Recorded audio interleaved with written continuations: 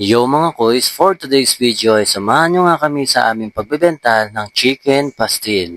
Good morning mga koys, for today's video ay magbebenta tayo ng chicken pastil.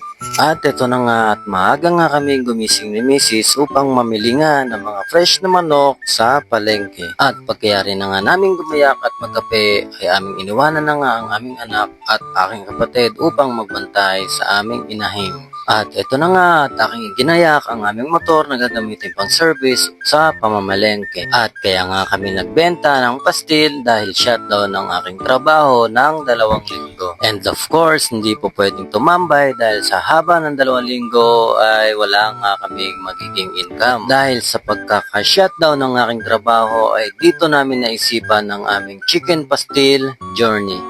At halina't samahan nyo kami sa aming chicken pastil journey at panoorin nyo sana hanggang dulo ang aking video.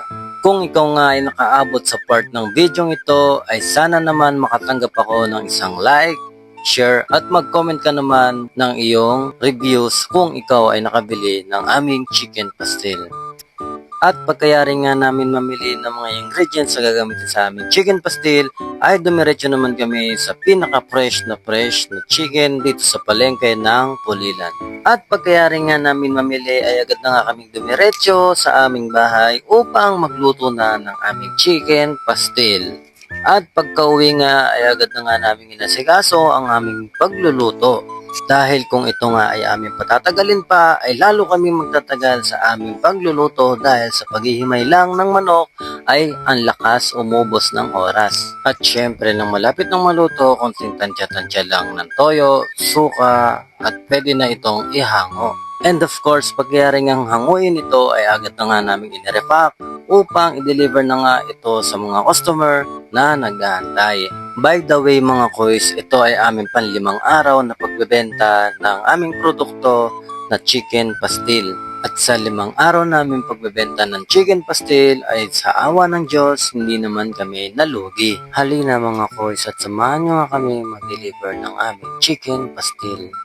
Dito ko naranasan na hindi pala talaga biro ang pagde-deliver dahil sa pagkalalayo nga ng aming mga dinideliveran ay sobrang nakakapagod dito.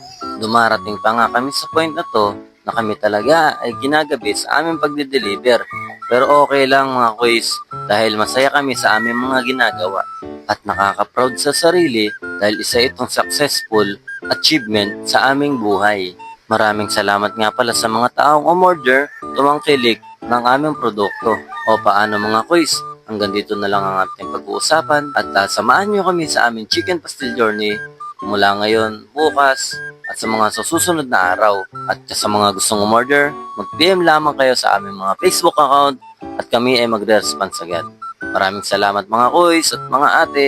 Hanggang sa muli, paalam!